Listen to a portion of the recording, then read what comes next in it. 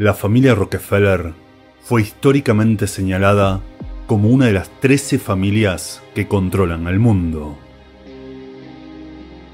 como los autores intelectuales del nuevo orden mundial. Pero, ¿sabemos realmente hasta dónde llegan sus tentáculos?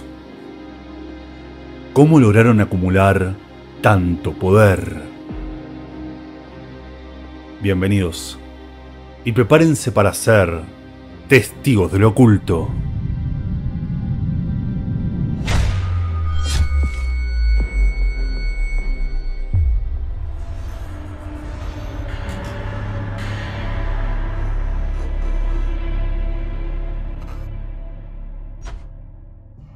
Con la familia Rockefeller ocurre algo curioso.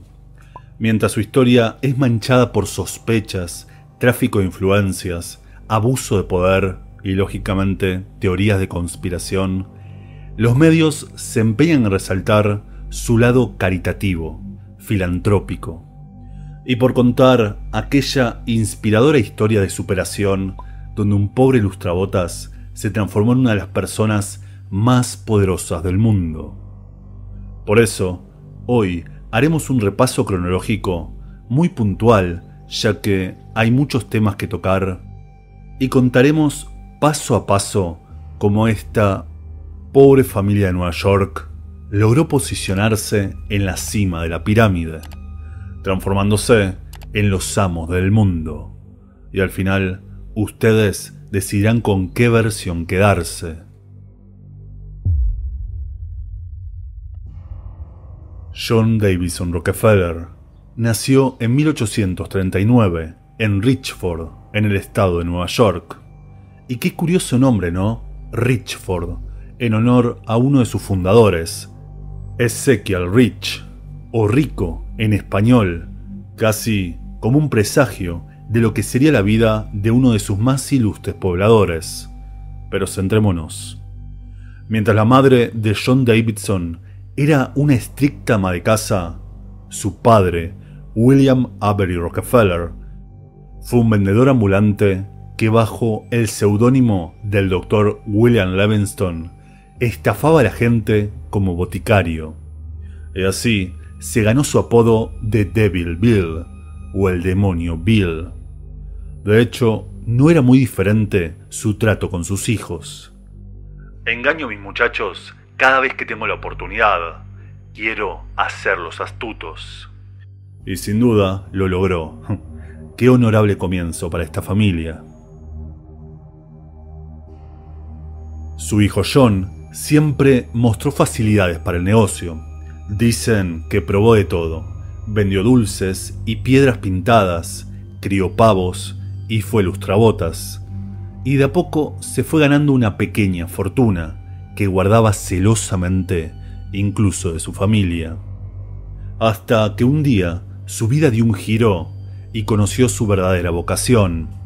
Aquel día llegó un amigo de su padre que, agobiado en deudas, buscaba un préstamo. Su padre no tenía el dinero, pero sí el pequeño John, quien astutamente le prestó el dinero con una tasa de interés del 7%, entendiendo que lo suyo sería el mundo de los negocios. Así, a sus 16 años, logró recibirse de contador y empezó a llevar las cuentas de diferentes firmas locales, hasta que logró independizarse, fundando, gracias a sus ahorros y un préstamo que le otorgó su padre, que ni lento ni perezoso, le exigió una tasa de interés del 10% a su hijo, y aprovechando el estallido de la guerra civil, fundó la Clark and Rockefeller Company, que básicamente se encargaba de la distribución de productos agrícolas. Quizás ahí fue cuando acuñó una de sus frases célebres: la forma de ganar dinero es comprar cuando la sangre corre por las calles. Muy parecida a aquella de Nathan Rothschild. ¿Recuerda? Cuando haya sangre en las calles, compra propiedades. El siniestro pensamiento de la élite. John era astuto y siempre buscaba formas de innovar, y al notar que las ganancias por la guerra civil comenzaban a mermar, asoció su compañía con el químico Samuel Andrew y comenzó su negocio en la refinería de petróleo. Una sociedad que John no honraría. De a poco se peleó con su socio Clark hasta que finalmente compró su parte del negocio, y lo mismo hizo luego con el señor Andrew, hasta que se quedó con el 100% de la compañía, transformándola en la Standard Oil. Su modelo de crecimiento fue tan simple como efectivo: comprar tantas refinerías como le sea posible, aunque eso no lo satisfacía. John Davidson notó que el negocio no solo estaba en la refinería.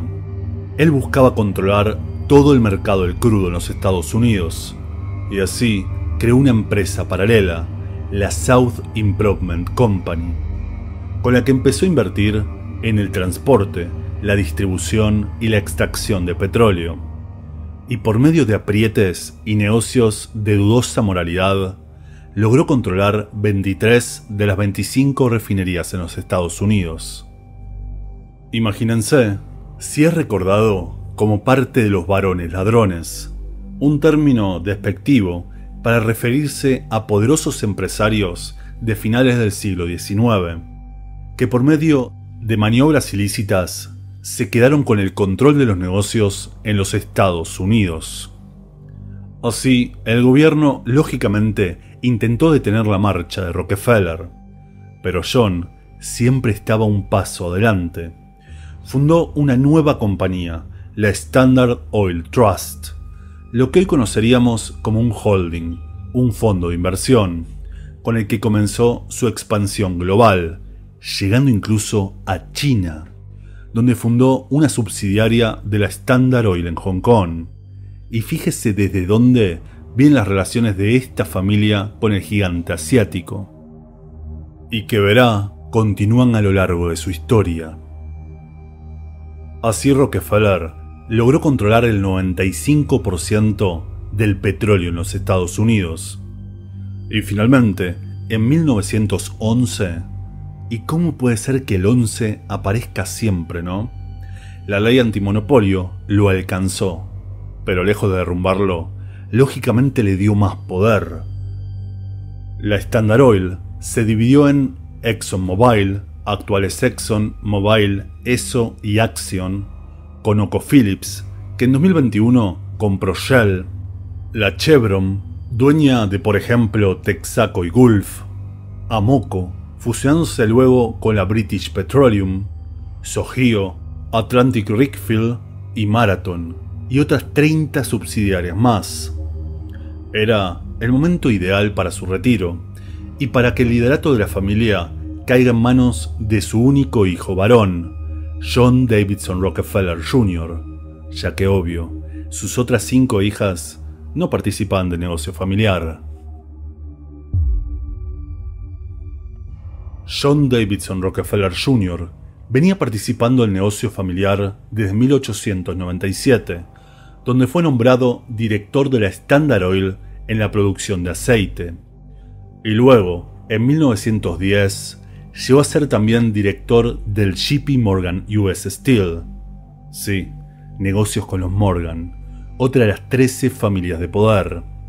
Hasta que finalmente, luego de la disolución de la Standard Oil en 1911, y tras el retiro de su padre, se hizo cargo del negocio familiar, fundando en 1913 la Rockefeller Foundation, donde gestionaba su desinteresada filantropía, y siendo director de la General Education Board, una organización privada donde apoyaban universidades, y siendo presidente del Instituto Rockefeller para la Investigación en Medicina. Por otro lado, y como vimos en este video, participó de la creación de la Reserva Federal, siendo además pareja de Abby Aldrich, la hermana de Nelson Aldrich, el justamente creador de la Reserva Federal. Como ven, todo queda en familia. Sin embargo, no todo saldría como él esperaba. En 1914 se descubrió su participación en una trama de sobornos. Y además, en una de sus propiedades ocurrió la masacre de Ludlow, donde 1.200 mineros del carbón entraron en huelga, de los cuales fallecieron 25. Así, decidió alejarse de los negocios, obviamente de forma pública, para darle un lavado de cara a la familia, dedicándose a la filantropía y al negocio de bienes raíces.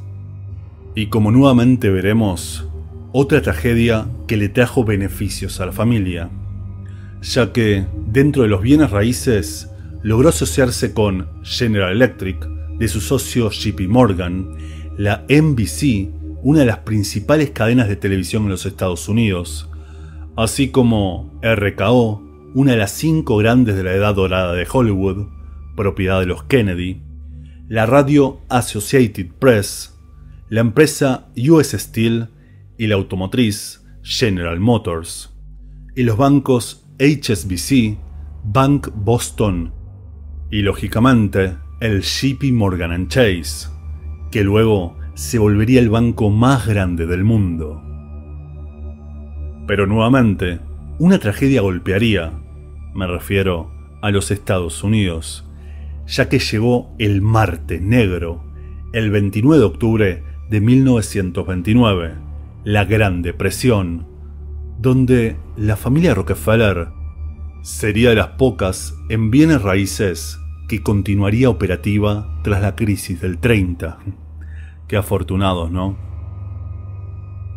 Junior falleció un 11 de mayo de 1960, y dividió sus dominios entre sus 6 hijos, dando paso a la era de los 6.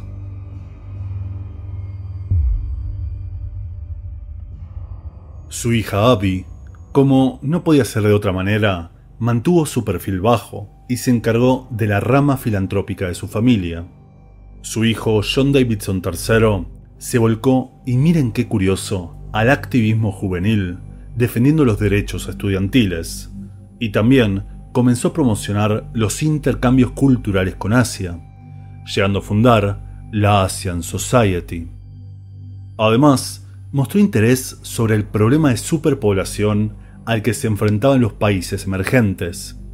Así, creó su Informe Rockefeller y fue nombrado por el presidente Nixon a cargo de la Comisión para el Crecimiento de la Población y el Futuro Americano, curiosamente contemporáneo y compartiendo opinión con el infame Informe Kissinger, casi como si las 13 familias de poder tuviesen intereses comunes y una agenda eugenética. Incluso se sabe que la familia en 1918 contribuyó a la creación de la Sociedad Eugenética de Sao Paulo, en Brasil. ¿Recuerdan las piedras guías de Georgia? Aunque todo esto suena a conspiración, debe ser mentira, ¿no? Continuando, su hermano Nelson se dedicó a la política. Llegó a ser gobernador de Nueva York, 2 veces presidenciable, hasta ser vicepresidente de Gerald Ford. Y su hermano Winthrop siguió sus pasos y fue gobernador de Arkansas. Lawrence fue un inversionista de capital de riesgo y fundó Venrock, donde invirtió en Apple e Intel. Y finalmente llegamos a quien heredaría el trono de la familia, David Rockefeller. David se graduó con honores de Harvard para luego continuar sus estudios en la School of Economics de Londres, universidad financiada por su familia, donde no solo conoce a John Fitzgerald Kennedy, sino que además tuvo un breve noviazgo con su hermana. Durante la Segunda Guerra Mundial fue destinado a Francia y sirvió para la inteligencia militar en el establecimiento de unidades de inteligencia en la política y la economía francesas y africanas. Infiltración en los gobiernos, básicamente. Luego de la guerra, ocupó el trono de la familia en aquella legendaria oficina 5600 del Rockefeller Center, 5.600. 5 más 6, curioso. Y en 1947 no solo impulsó la creación de la ONU, sino que les cedió los terrenos para construir su edificio, asociando además al JP Morgan como el banco principal de la ONU. En 1954 participa como socio fundador del Grupo Bilderberg, un club privado al que asisten magnates, políticos y medios de comunicación, donde trazan los medios para controlar la política y la economía mediante la banca. Un club secreto que se mantuvo como un mito urbano conspiranoico hasta que fue públicamente aceptado, e incluso ya se publican las fechas y lugares donde se llevan a cabo las reuniones anuales y los temas que van a tratar, aunque nunca se filtra nada de lo que ocurre en las reuniones. Deberíamos dedicarle un video entero, quizá cuando se lleve a cabo la próxima reunión, pero ahora quiero quedarme con esta declaración de uno de sus socios fundadores, Dennis Halley, político influyente en Reino Unido. Decir que estamos luchando por un gobierno mundial es exagerado, pero no completamente desacertado. Nosotros pensamos que no podemos seguir luchando para siempre unos contra otros para nada, y matando gente o dejándola sin hogar. Por ello, creo que una comunidad única a lo largo del mundo sería positivo. Pero continuemos con el andar de David Rockefeller, quien además pertenece al oscuro Bohemian Grove, del que ya hablamos en este video. Continuemos. En 1958 creó la Oficina Internacional de Educación, que básicamente establece el estándar mundial de educación avalado por la UNESCO. Y en 1960 fue nombrado presidente del JP Morgan & Chase, construyendo su sede frente a la Reserva Federal, una clara muestra de poder. Y sobre esto le contaré algo curioso. La principal competencia del JP Morgan era el Citibank, pero como dijimos, siempre todo queda en familia. Un año antes de que Rockefeller sea nombrado presidente del JP Morgan, en 1959, el Citi nombró a James Stillman Rockefeller como su presidente. Sí, un primo lejano de David, pero además nieto de James Stillman Sr., quien trabajó en la Standard Oil del abuelo de David. Todo queda en familia. Continuemos. En 1963 crea el Council of the Americans, una comisión que básicamente elige quiénes serán los presidentes de América Latina. Y si no me cree, mire cómo presentan en un noticiero argentino a su directora, Susan Siegel. En Estados Unidos, todos los presidentes quieren ser amiga de ella, porque abre puertas en los Estados Unidos, en Nueva York, en Washington. Es la titular del Council of Americans, está acá, mañana se hace, creo que en el Hotel Alvear, no sé en dónde se reúnen. Susan, muchas gracias por estar acá. Muchas gracias por invitarme. Bien. ¿Es muy poderosa usted? No. Y escuche cómo la considera nuestra expresidente Cristina Kirchner.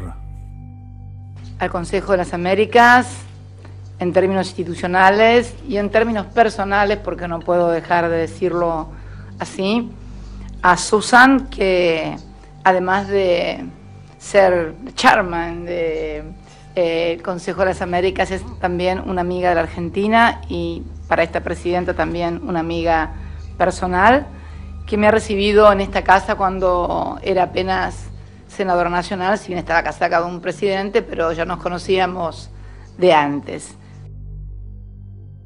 Mientras, Susan Siegel no se casa con nadie. De hecho, fíjense cómo estaba conformado el panel de ponentes de la reunión del Council of Americans para su visita en Buenos Aires en 2015, celebrada algunos meses antes de las elecciones presidenciales. Todos los candidatos fueron ponentes ante este grupo. Curioso, ¿no? Lo invito a revisar las relaciones entre los presidentes de sus países y la señora Susan Segal. Seguro se sorprenderá. Pero, volviendo a David Rockefeller, en 1958, al mando del JP Morgan, logró un acuerdo con el National Bank of China, abriéndole las puertas de los Estados Unidos. Y luego, en 1973, transformó al JP Morgan en la primer sucursal de un banco estadounidense en el Kremlin, irónicamente, en la Plaza Karl Marx. Y finalmente, ese mismo año, en 1973, y viendo que Japón no pretendía participar del Club Bilderberg, creó la Comisión Trilateral, comisión que reúne a los Estados Unidos, Europa y Asia. Y miren su escudo, la hidra de Lerna, aquel monstruo marino en forma de dragón de múltiples cabezas, donde al cortarle una, salían dos.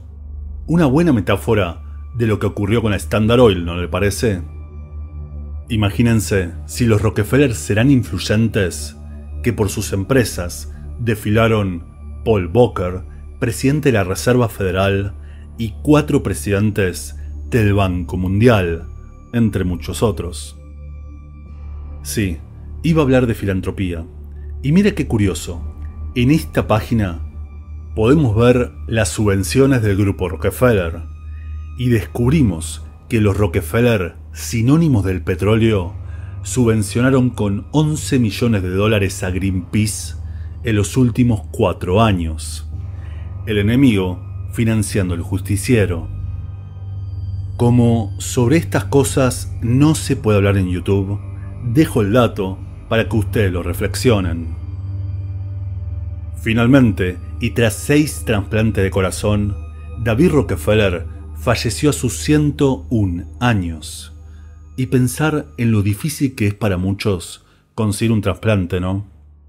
Algo que me recuerda a algunos rumores oscuros, que mejor ni mencionarlos, aunque seguro saben a lo que me refiero.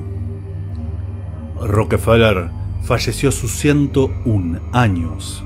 101, el 20 de marzo de 2017. Qué curioso, ¿no?